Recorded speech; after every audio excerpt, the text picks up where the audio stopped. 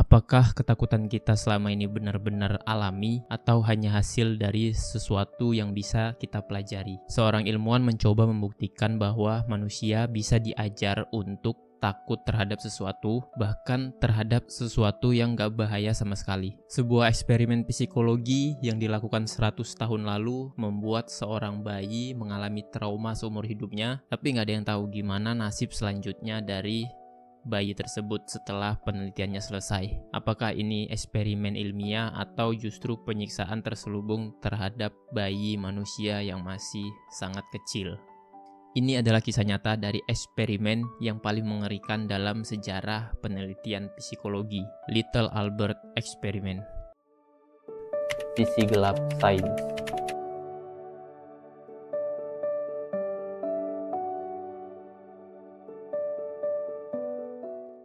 Oke, latar belakang dari penelitian ini adalah berdasarkan keunikan dari rasa takut manusia inilah yang membuat John B. Watson melakukan penelitian yang lumayan kejam atau bahkan keji dan jahat terhadap seorang bayi yang masih berusia 9 bulan. Dia ingin mengetahui bagaimana rasa takut bisa muncul terhadap manusia dan kenapa setiap manusia memiliki rasa takut yang berbeda-beda. Oleh karena itu, dia menjadikan Albert yang masih polos tanpa rasa takut sebagai subjek eksperimennya. Karena memang si objek eksperimen ini masih bayi berumur 9 bulan yang belum mengenal banyak tentang dunia. Jadi sebelum kita masuk lebih dalam mengenai bagaimana penelitian ini bisa terjadi, kita cari tahu dulu siapa sebenarnya si pelaku penelitian ini. Dia adalah John B. Watson atau John Bardus Watson. Lahir pada 9 Januari 1878 di Carolina Selatan, Amerika Serikat. Masa kecilnya diwarnai oleh banyak sekali masalah di mana sejak kecil dia dan keluarganya telah ditinggal ayahnya yang pemabuk, sehingga menyebabkan dan memaksa ibunya merawat John B. Watson ini sendirian. Dan dia dibesarkan tanpa sosok ayah. Dan pada usia 16 tahun, Watson mulai kuliah di Universitas Furman. Dan pada tahun 1900, Watson melanjutkan pendidikan S2-nya di Universitas Chicago, di mana dia mulai mengembangkan minat dalam psikologi eksperimental. Ia menerima gelar PhD pada tahun 1903, jadi 3 tahun setelah dia mulai berkuliah, dengan disertasi tentang hubungan antara perilaku hewan dan sistem saraf mereka. Penelitian ini menandai awal ketertarikan dia pada perilaku yang dapat diamati dan diukur secara objektif. Dan pada tahun 1908, dia diangkat sebagai profesor psikologi di Universitas Johns Hopkins. Disinilah dia mulai merumuskan ide-ide yang mengajarkan dasar aliran behavior pada tahun 1913. Dia menerbitkan makalah yang berjudul Psychology as the Behaviors Views It, yang dianggap sebagai manifesto behaviorism. Dalam makalah ini, Watson menekankan bahwa psikologi harusnya berfokus pada perilaku yang dapat diamati dan mengesampingkan introspeksi tentang proses mental internal. Eksperimen Little Albert yang dilakukan pada tahun 1920 adalah upaya Watson untuk menunjukkan bahwa emosi manusia seperti ketakutan dapat dikondisikan melalui asosiasi stimulus. Namun kehidupan Watson mengalami gejolak. Hubungannya dengan asisten penelitinya dan juga mahasiswanya sendiri, Rosalind Rainer, menyebabkan skandal yang membuatnya harus meninggalkan posisi akademiknya di Johns Hopkins pada tahun 1920. Nah, setelah dia dipecat sebagai akademisi di universitas sebelumnya tempat dia mengajar, dikarenakan dianya selingkuh kepada asisten dan mahasiswanya sendiri. Nah, setelah itu Watson beralih ke dunia periklanan, di mana dia menerapkan prinsip-prinsip behaviorism untuk mempengaruhi perilaku konsumen.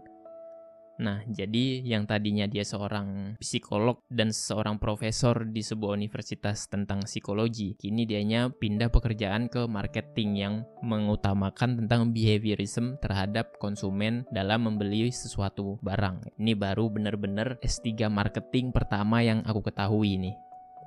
Meskipun kontribusinya terhadap dunia psikologi sangat signifikan, metode dan pendekatan Watson, terutama dalam eksperimen Little Albert, telah menjadi subjek kritik etis. Namun, warisannya sebagai pelopor behaviorism diakui dalam dunia psikologi.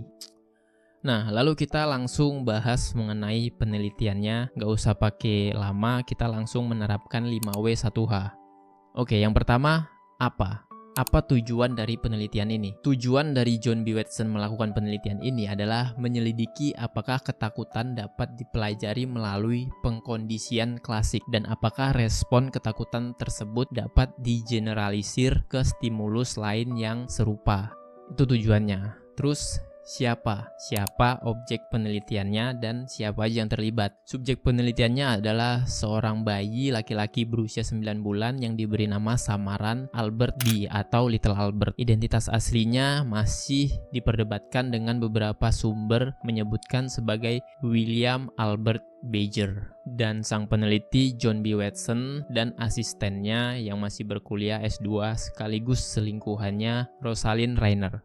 Lalu, kapan dan di mana? Penelitian atau eksperimen ini dilakukan pada tahun 1920 dan dilaksanakan di laboratorium di Universitas Johns Hopkins, Baltimore, Amerika Serikat, di mana tempat si John B. Watson ini mengajar. Lalu, mengapa alasan penelitian ini dilakukan? Watson ingin membuktikan bahwa emosi seperti ketakutan bukanlah bawaan lahir, melainkan dapat dipelajari melalui pengalaman sesuai dengan prinsip behaviorism yang dia anut. Lalu, bagaimana metodologi dari penelitiannya? Tahap awal dari penelitiannya adalah Albert diperkenalkan pada berbagai objek seperti tikus putih, kelinci, anjing, monyet, dan beberapa hewan berbulu lainnya. Dan bukan cuma hewan, tapi juga benda seperti mantel bulu dan semua hal yang berbulu lah. Pada awalnya ketika pertama kali Albert diperkenalkan dengan benda-benda dan hewan tadi, dia tidak memiliki rasa takut terhadap benda-benda atau hewan yang dia lihat tadi. Justru dia cenderung netral dan tidak memiliki emosi apapun terhadap hewan dan benda-benda yang diberikan kepada Albert. Lalu pada tahap kedua adalah pengkondisian. Setiap kali Albert menyentuh tikus putih, Watson membuat suara keras dengan memukul batang besi sehingga menyebabkan suara yang sangat keras yang membuat si Albert itu kaget. Suara keras yang dihasilkan itu menyebabkan Albert menangis dan ketakutan. Setelah beberapa kali pengulangan, Albert mulai menangis hanya dengan melihat tikus putih saja, menunjukkan bahwa ketakutan telah dikondisikan. Jadi yang awalnya Albert itu biasa aja ketika ngelihat tikus putih dan benda-benda lainnya, namun dikarenakan pengkondisian yang dilakukan oleh si Watson ini, setiap kali Albert memegang benda putih dan bermain dengan tikus tadi, si Watson selalu memukul besi keras yang menyebabkan suara kencang yang membuat Albert kaget dan takut. Sehingga seiring diulang setiap kali Watson bermain dan memegang tikus putih tadi, suara keras itu selalu muncul dan menyebabkan si Albert ketakutan terhadap benda-benda tadi dan hewan-hewan tadi setelah pengkondisian yang berulang kali dilakukan oleh Watson. Lalu di tahap 3 penelitiannya adalah generalis stimulus, di mana ketakutan Albert mulai meluas ke objek lain yang berbulu, seperti kelinci, anjing, bahkan mantel berbulu. Jadi yang awalnya dia nggak takut, sekarang justru ketakutannya menyebar luas ke hal yang serupa dengan tikus putih tadi, berbulu, yang mengingatkan dia mungkin dengan suara keras tadi ya, yang membuat dia kaget dan ketakutan. Lalu hasil penelitian yang selama ini dilakukan menemukan hasil utama adalah ketakutan dapat dipelajari melalui pengkondisian klasik dan dapat digeneralisasikan ke stimulus lain yang serupa, kayak contohnya yang tadi. Lalu dampak dan kritik dari penelitian yang dilakukan John B. Watson ini memiliki dampak negatif dan dampak positif. Dampak negatifnya adalah eksperimen ini mendukung teori behaviorism dan membuka jalan bagi peneliti lain tentang pengkondisian dan pembelajaran perilaku dari manusia, terutama rasa takut tadi. Dan dampak negatifnya tentu aja eksperimen ini dianggap tidak etis karena menyebabkan stres pada bayi tanpa upaya untuk menghilangkan ketakutan setelah eksperimen ini selesai. Jadi kita nggak tahu ya setelah eksperimen ini selesai gimana nasib dari bayi tadi. Dan kurangnya dokumentasi, identitas, dan kesejahteraan Albert setelah eksperimen ini dilakukan yang menimbulkan kekhawatiran terhadap objek eksperimen tadi. Jadi ini benar-benar kayak nggak ada sisi kemanusiaannya ya. Setelah eksperimen ini selesai, udah aja gitu, nggak tahu gimana nasib Albert selanjutnya. Kan kasihan ya kalau dianya udah besar tapi trauma yang dialaminya itu masih terbawa gitu. Ini kurang lebih ibaratnya Kalau menurutku hampir sama kayak pencucian otak, dimana si Albert yang awalnya nggak takut terhadap hewan-hewan atau sesuatu yang berbulu, cuman karena otaknya diberi ketakutan palsu dengan suara yang dipentung keras tadi, membuat Albert jadi tersuges bahwa benda-benda tadi itu mengeluarkan suara keras yang sangat menakutkan.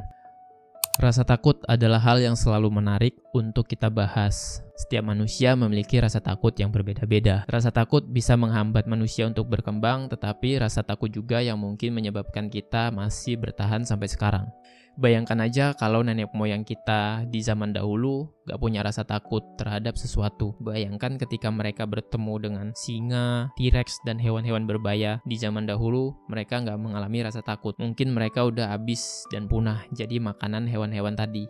Tapi karena rasa takut mereka terhadap hewan-hewan tadi menyebabkan mereka bersembunyi dan lari dari hewan-hewan tersebut, yang menyebabkan mereka bisa survive dan melanjutkan generasinya sampai sekarang. Tapi coba kalian bayangkan juga kalau seandainya Otto Lilienthal, seorang pionir penerbangan pada saat itu, takut dengan ketinggian dan dia tidak berani mencoba temuan pesawat pertamanya yang dia coba terbangkan sendiri dari atas ketinggian. Mungkin manusia nggak akan semaju sekarang dengan pesawat terbangnya, yang membuat kita lebih mudah menjelajahi dan menjangkau seluruh dunia. Eksperimen Little Albert menunjukkan bahwa ketakutan dapat dipelajari melalui pengkondisian klasik. Namun metode yang dilakukan menimbulkan pertanyaan etis yang signifikan dan menjadi contoh penting dalam pengembangan pedoman etika penelitian psikologi. Jadi gitu aja videonya. Kalau kalian suka dengan konten kayak gini, kalian bisa komen apa aja di kolom komentar. Dan please subscribe channel ini supaya aku makin semangat bikin video selanjutnya. Terima kasih udah nonton, sampai jumpa di video selanjutnya.